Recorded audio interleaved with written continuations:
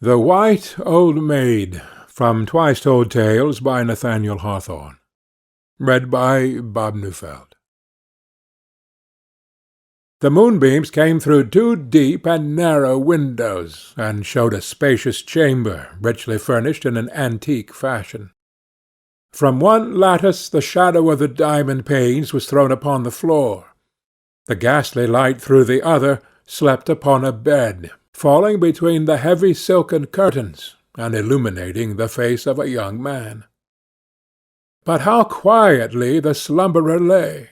How pale his features! And how like a shroud the sheet was wound about his frame! Yes, it was a corpse in its burial clothes. Suddenly the fixed features seemed to move with dark emotion. Strange fantasy! It was but the shadow of the fringed curtain waving betwixt the dead face and the moonlight as the door of the chamber opened, and a girl stole softly to the bedside. Was there delusion in the moonbeams, or did her gesture and her eye betray a gleam of triumph as she bent over the pale corpse, pale as itself, and pressed her living lips to the cold ones of the dead? As she drew back from that long kiss, her features writhed, as if a proud heart were fighting with its anguish. Again it seemed that the features of the corpse had moved responsive to her own. Still an illusion. The silken curtains had waved a second time betwixt the dead face and the moonlight, as another fair young girl unclosed the door, and glided ghost-like to the bedside. There the two maidens stood, both beautiful, with the pale beauty of the dead between them. But she who had first entered was proud and stately, and the other a soft and fragile thing. "Away!" cried the lofty one. "Thou hadst him living. The dead is mine." "Thine," returned the other, shuddering. "Well hast thou spoken. The dead is thine." The proud girl started, and stared into her face with a ghastly look, but a wild and mournful expression passed across the features of the gentle one, and, weak and helpless, she sank down on the bed, her head pillowed beside that of the corpse, and her hair mingling with his dark locks. A creature of hope and joy, the first draught of sorrow had bewildered her. "Edith!" cried her rival. Edith groaned, as with a sudden compression of the heart, and, removing her cheek from the dead youth's pillow, she stood upright, fearfully encountering the eyes of the lofty girl. "Wilt thou betray me?" said the latter calmly. "Till the dead bid me speak, I will be silent," answered Edith. "Leave us alone together. Go and live many years, and then return and tell me of thy life. He too will be here. Then, if thou tellest of sufferings more than death, we will both forgive thee."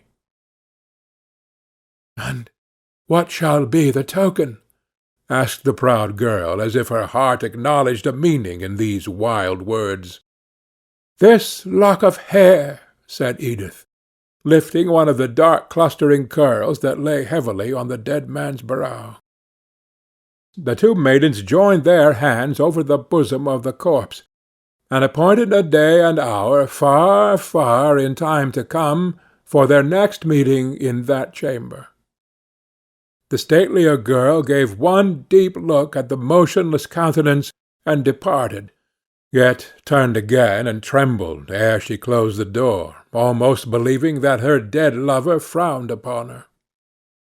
And Edith, too, was not her white form fading into the moonlight?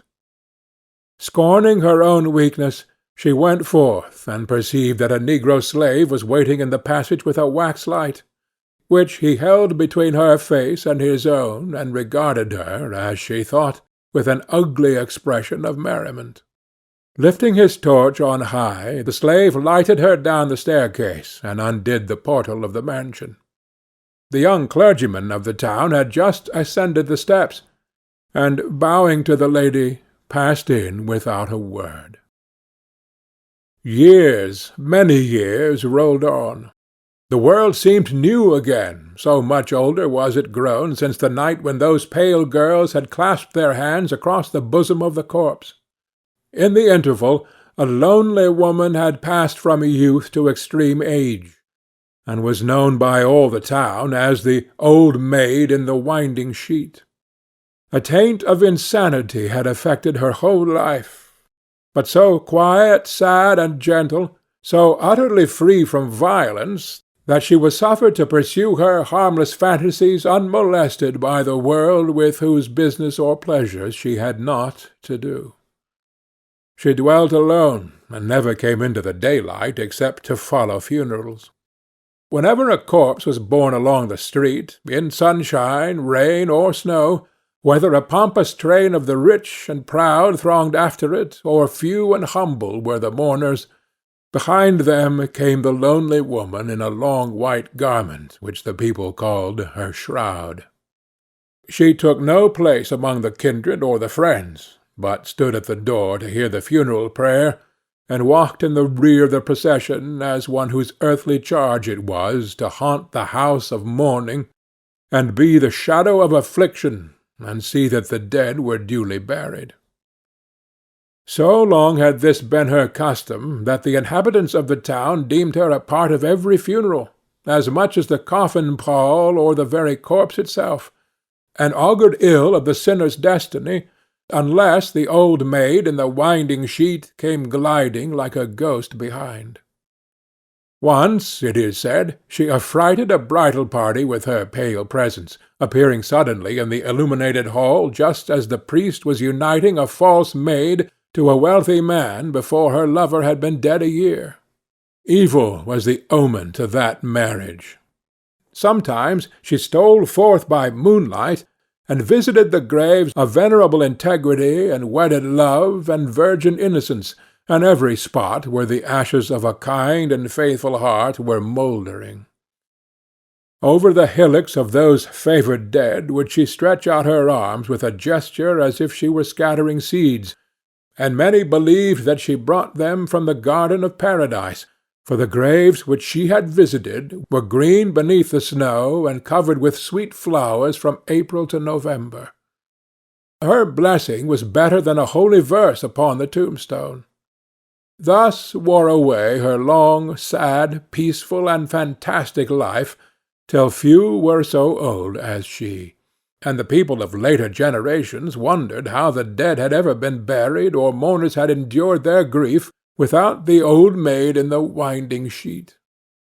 Still years went on, and still she followed funerals, and was not yet summoned to her own festival of death. One afternoon the great street of the town was all alive with business and bustle, though the snow now glided only the upper half of the church spire, having left the housetops and loftiest trees in shadow. The scene was cheerful and animated, in spite of the sombre shade between the high brick buildings.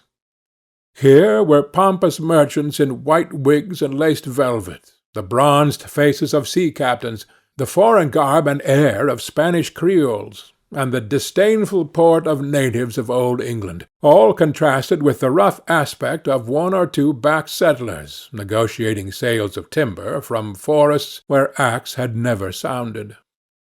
Sometimes a lady passed, swelling roundly forth in an embroidered petticoat, balancing her steps in high-heeled shoes, and curtsying with lofty grace to the punctilious obeisancies of the gentleman. The life of the town seemed to have its very centre not far from an old mansion that stood somewhat back from the pavement, surrounded by neglected grass, with a strange air of loneliness rather deepened than dispelled by the throng so near it.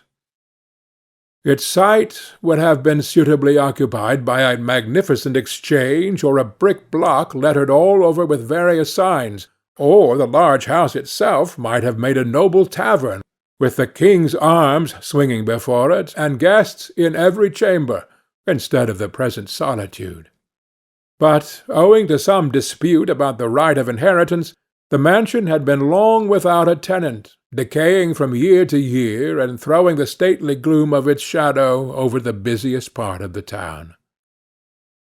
Such was the scene, and such the time, when a figure unlike any that have been described was observed at a distance down the street.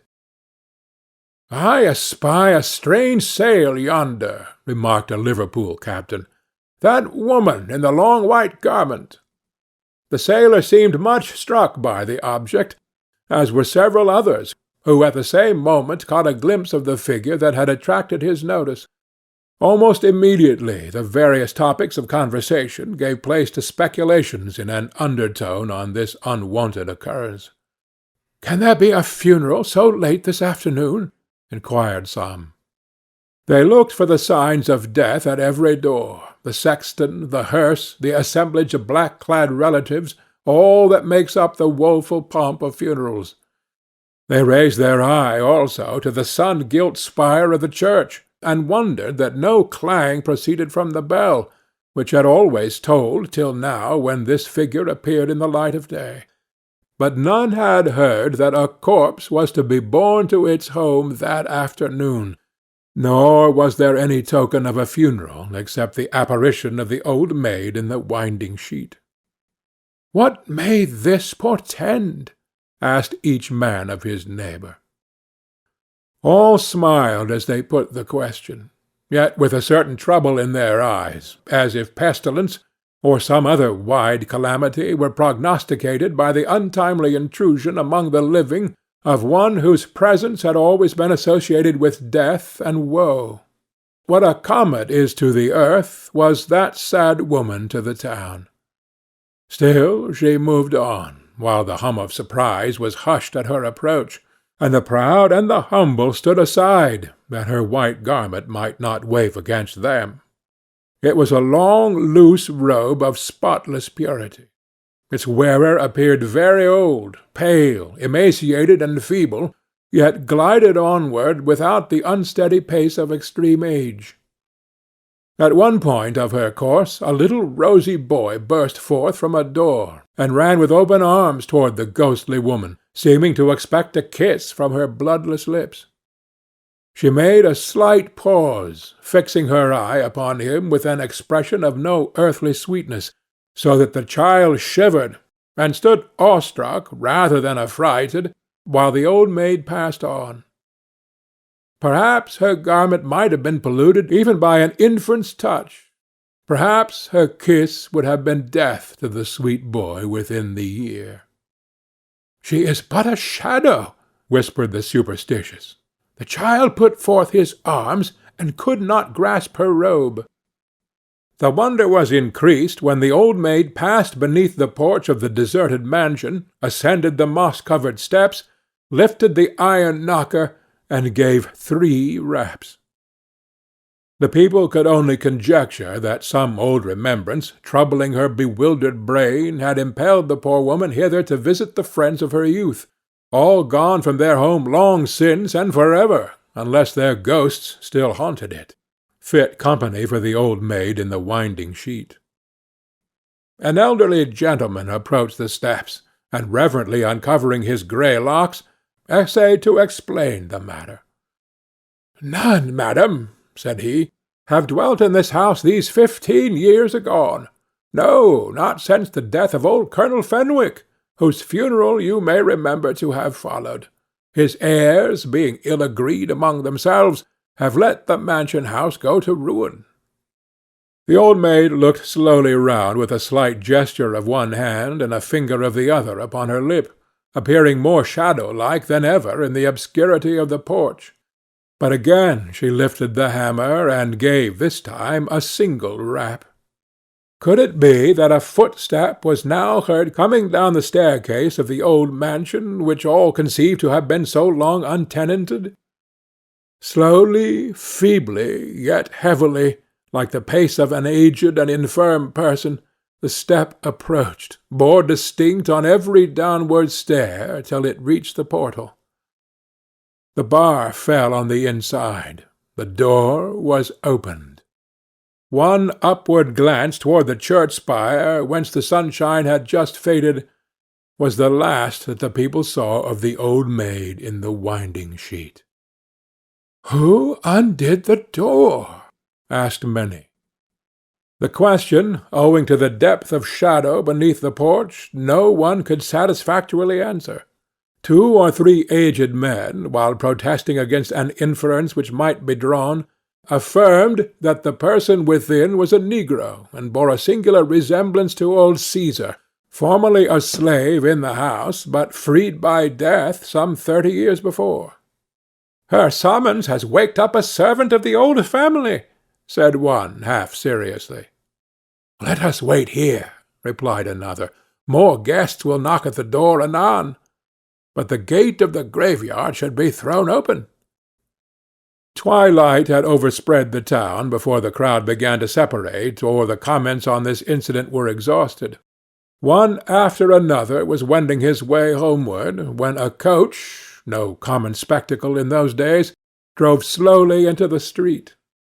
It was an old-fashioned equipage, hanging close to the ground, with arms on the panels, a footman behind, and a grave, corpulent coachman seated high in front, the whole giving an idea of solemn state and dignity. There was something awful in the heavy rumbling of the wheels. The coach rolled down the street till, coming to the gateway of the deserted mansion, it drew up, and the footman sprang to the ground. "Whose grand coach is this?" asked a very inquisitive body.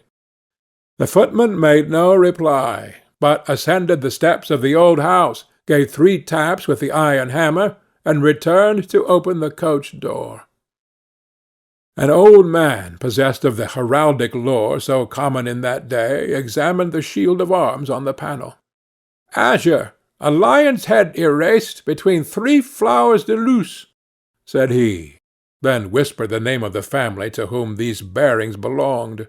The last inheritor of its honours was recently dead, after a long residence amid the splendour of the British court, where his birth and wealth had given him no mean station. "He left no child," continued the herald, "and these arms, being in a lozenge, betoken that the coach appertains to his widow." Further disclosures, perhaps, might have been made had not the speaker been suddenly struck dumb by the stern eye of an ancient lady who thrust forth her head from the coach, preparing to descend. As she emerged, the people saw that her dress was magnificent and her figure dignified in spite of age and infirmity, a stately ruin, but with a look at once of pride and wretchedness. Her strong and rigid features had an awe about them, unlike that of the White Old Maid, but as of something evil. She passed up the steps, leaning on a gold-headed cane. The door swung open as she ascended, and the light of a torch glittered on the embroidery of her dress and gleamed on the pillars of the porch. After a momentary pause, a glance backward, and then a desperate effort, she went in. The decipherer of the coat of arms had ventured up the lower step, and shrinking back immediately, pale and tremulous, affirmed that the torch was held by the very image of old Caesar. "But such a hideous grin," added he, "was never seen on the face of mortal man, black or white. It will haunt me till my dying day."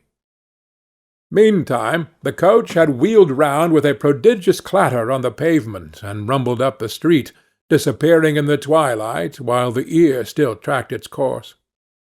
Scarcely was it gone, when the people began to question whether the coach and attendants, the ancient lady, the spectre of old Caesar, and the old maid herself, were not all of a strangely continued delusion with some dark purport in its mystery. The whole town was astir, so that, instead of dispersing, the crowd continually increased, and stood gazing up at the windows of the mansion, now silvered by the brightening moon.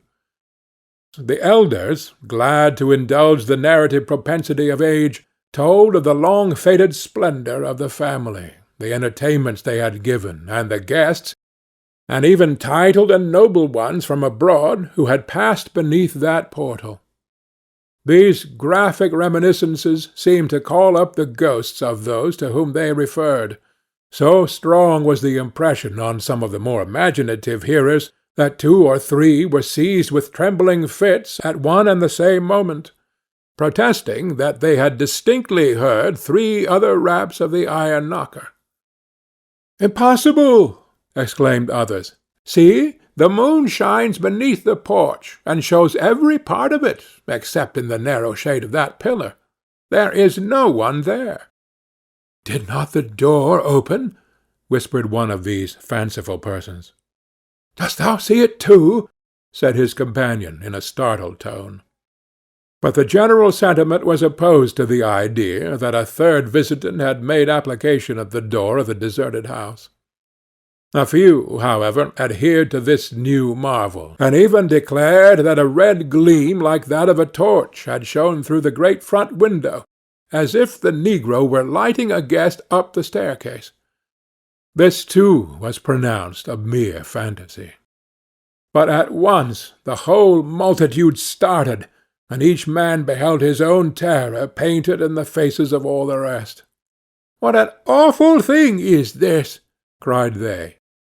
A shriek, too fearfully distinct for doubt, had been made within the mansion, breaking forth suddenly, and succeeded by a deep stillness, as if a heart had burst in giving it utterance. The people knew not whether to fly from the very sight of the house, or to rush trembling in and search out the strange mystery. Amid their confusion and affright, they were somewhat reassured by the appearance of their clergyman, a venerable patriarch, and equally a saint, who had taught them and their fathers the way to heaven for more than the space of an ordinary lifetime. He was a reverend figure with long white hair upon his shoulders, a white beard upon his breast, and a back so bent over his staff that he seemed to be looking downward continually, as if to choose a proper grave for his weary frame. It was some time before the good old man, being deaf and of impaired intellect, could be made to comprehend such portions of the affair as were comprehensible at all. But when possessed of the facts, his energies assumed unexpected vigor. "Verily," said the old gentleman, "it will be fitting that I enter the mansion-house of the worthy Colonel Fenwick, lest any harm should have befallen that true Christian woman whom ye call the Old Maid in the Winding Sheet." Behold, then, the venerable clergyman ascending the steps of the mansion with a torch-bearer behind him. It was the elderly man who had spoken to the Old Maid, and the same who had afterward explained the shield of arms and recognized the features of the negro. Like their predecessors, they gave 3 raps with the iron hammer. "Old Caesar cometh not," observed the priest. "Well, I wot he no longer doth service in this mansion." "Assuredly, then, it was something worse in old Caesar's likeness," said the other adventurer. "Be it as God wills," answered the clergyman. "See, my strength, though it be much decayed, hath sufficed to open this heavy door. Let us enter and pass up the staircase." Here occurred a singular exemplification of the dreamy state of a very old man's mind. As they ascended the white flight of stairs, the aged clergyman appeared to move with caution, occasionally standing aside, and oftener bending his head, as it were in salutation, thus practising all the gestures of one who makes his way through a throng. Reaching the head of the staircase, he looked around with sad and solemn benignity, laid aside his staff, bared his hoary locks, and was evidently on the point of commencing a prayer. "Reverend sir," said his attendant, who conceived this a very suitable prelude to their further search, "would it not be well that the people join with us in prayer?" "Well a day!" cried the old clergyman, staring strangely around him. "Art thou here with me, and none other? Verily, past times were present to me, and I deemed that I was to make a funeral prayer, as many a time heretofore, from the head of this staircase. Of a truth, I saw the shades of many that are gone. Yea, I have prayed at their burials, one after another, and the Old Maid in the Winding Sheet hath seen them to their graves. Being now more thoroughly awake to their present purpose, he took his staff and struck forcibly on the floor, till there came an echo from each deserted chamber, but no menial to answer their summons. They therefore walked along the passage, and again paused opposite to the great front window, through which was seen the crowd in the shadow and the partial moonlight of the street beneath. On their right hand was the open door of a chamber, and a closed one on their left. The clergyman pointed his cane to the carved oak panel of the latter. "Within that chamber," observed he, "a whole lifetime since did I sit by the death-bed of a goodly young man, who, being now at the last gasp—" Apparently there was some powerful excitement in the ideas which had now flashed across his mind. He snatched the torch from the companion's hand, and threw open the door with such sudden violence that the flame was extinguished, leaving them no other light than the moonbeams which fell through two windows into the spacious chamber. It was sufficient to discover all that could be known. In a high-backed oaken armchair, upright, with her hands clasped across her breast and her head thrown back, sat the old maid in the winding sheet. The stately dame had fallen on her knees, with her forehead on the holy knees of the old maid, one hand upon the floor, and the other pressed convulsively against her heart. It clutched a lock of hair, once sable, now discoloured with a greenish mould. As the priest and layman advanced into the chamber, the old maid's features assumed such a semblance of shifting expression that they trusted to hear the whole mystery explained by a single word. But it was only the shadow of a tattered curtain waving betwixt the dead face and the moonlight. "Both dead," said the venerable man. "Then who shall divulge the secret? Methinks it glimmers to and fro in my mind, like the light and shadow across the old maid's face. And now 'tis gone." End of The White Old Maid,